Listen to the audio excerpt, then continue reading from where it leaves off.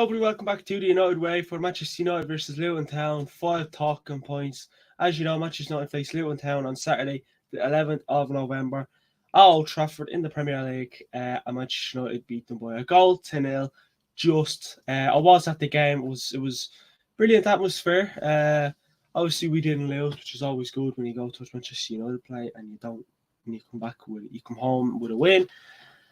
Well, it was just about win. Let's be brutally honest. But I was at the game, and the reason why this video was out 2 days before is because if you've seen the travelling I had to do, honestly, it wasn't just an easy jump on a plane and get on over. There was a lot behind it as well.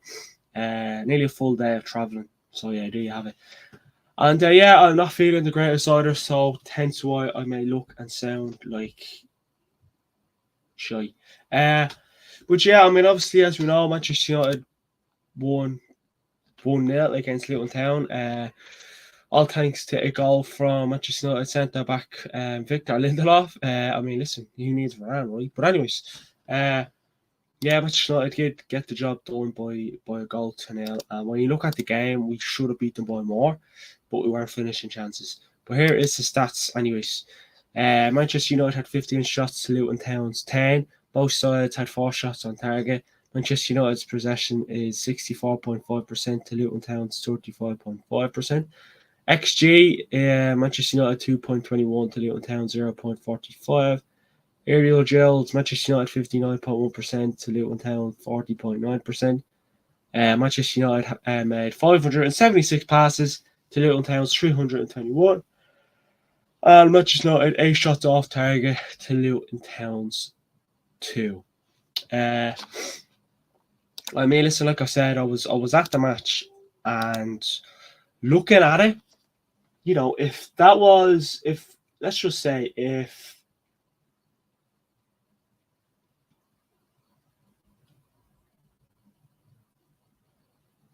don't know what's going on. Yeah. So let's just say if an Arsenal or a Man City or even a Liverpool or Chelsea or Newcastle, if any top club had the same chances as Manchester United did against Luton, they absolutely blow Luton out of water.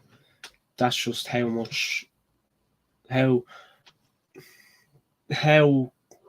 unclinical or not consistent enough. And that's one of the talking points as well. We're not clinical enough. And the chances we had. And now, listen, we didn't have loads and loads, but we created. But we were just running into cul-de-sac. We were running into players. Rashford was trying to do random skills. I don't know what. You know, we were trying to do.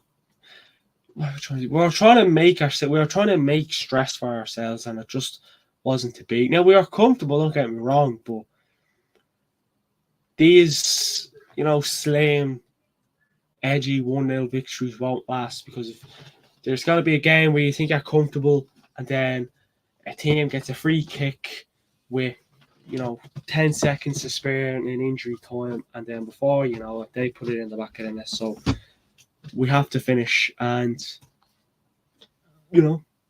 the person beside me said that when I was at the match, said Victor Lindelof is centre back scorer for Manchester United. Like our centre backs and midfielders are scoring goals, and fullbacks as well, just to add. But our attacking players just aren't firing. And I said, what about Rasmus? Rasmus is on a dead run.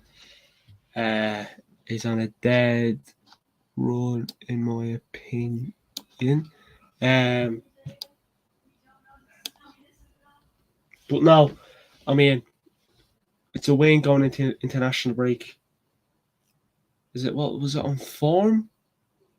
Or whatever, that we're the best in the league on form in the last 5 or something like that. I don't know what exactly it is, but yeah, it might look great, but it might sound great, but it's not looking. But again, let's jump into talking point number 1: creating but not finishing. Like I said, if you watch the game, I was at the game. Obviously, hence why there was no watch along. and the usual pretty much shebang. But like I said, there was chances. Rasmus had a chance. This is first half, by the way. I'm talking much not first half. Rasmus had a chance. Garnacho had a chance. Rashford had a chance. I'm trying to think. Rashford had 2 or 3 chances. Rasmus had a chance. Garnacho had 2 or 3 chances himself. There was a chance where maybe we should have had a penalty, but it didn't look good. If you look at penalties that are given in today's game, we should have got one. But obviously, when you're in Old Trafford, you don't see a screen. You don't know what's going on.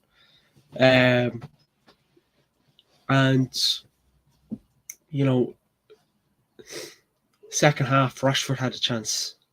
McTominay had a chance. There were chances, but there was no finishing, which worries you because we came up against a big team already in Manchester City, and you're never going to get many chances against Man City.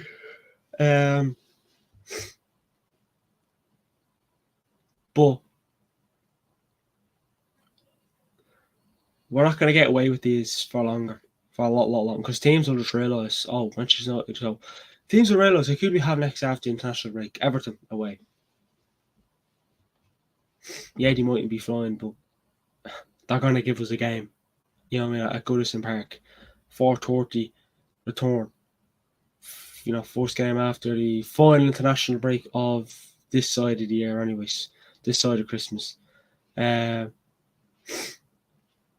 So hopefully it's something. Obviously, the majority of the players that start will be on international duty, but you hope Ten Hag can look and see, right, how can we solve that and how can they solve that? Because I kid you not, I bet you most of our attackers are going to bag in goals in the international break. Rasmus, obviously, he's out because injuries came off, but that's a talking point we'll discuss. Rashford, he'll score. I'm not sure if Anthony got called up for Brazil, but, who else do we have? Garnacho, just players there that will probably score, which is the reason why you worry. But yeah, like I said, we're great on finishing, but the Manchester United last season finished every single one of them chances. We came out of that game 3-4-0 victors, but we didn't.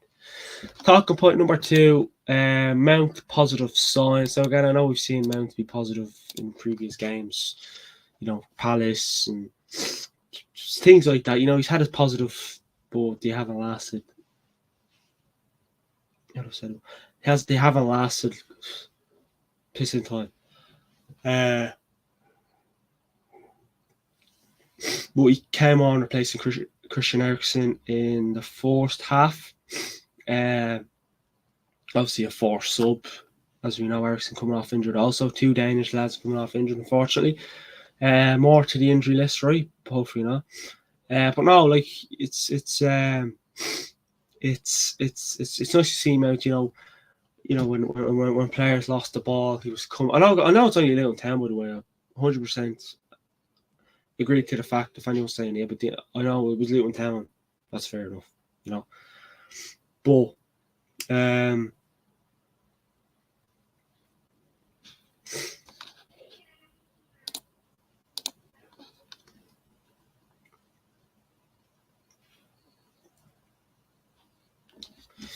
I know it was only Luton Town, but he was doing well. When the ball was lost, he won it back. He was getting stuck in. He was trying to get forward. He was being quick on the ball.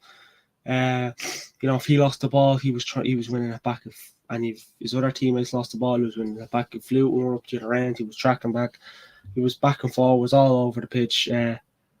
He wasn't extraordinary, but there were positive signs. And if he can just improve on that even more and add a bit more to his game, Ten Hag might be like, listen, get in there, start 11. But then where do you put him? Because he plays in Bruno's position. But obviously he played deeper when he came on because of I think we went to kind of a 4-1, whatever. But That's the only reason you're going to get Mount and Bruno in this team is if you go with a 4-1-4-1, or else if you play Bruno on the wings or Mount on the wing.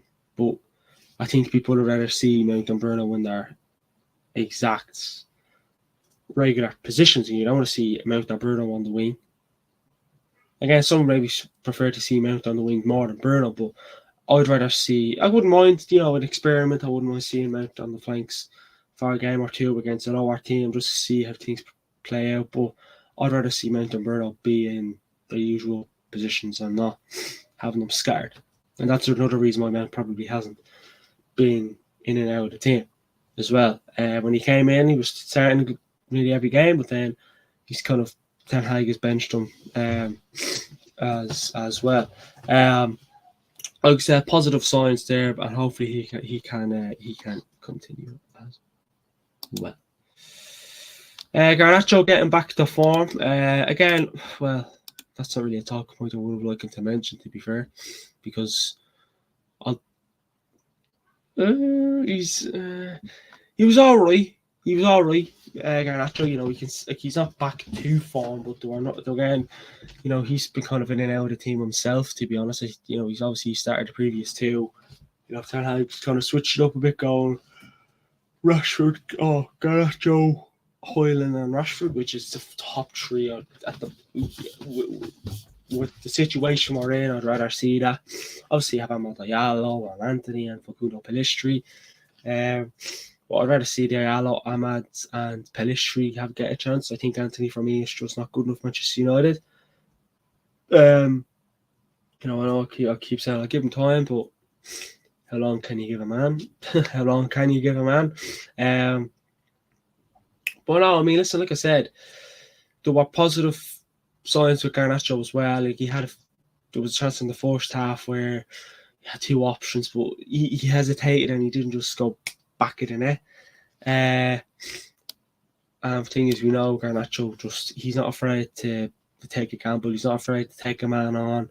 If he makes a mistake, he'll try his best to make amends.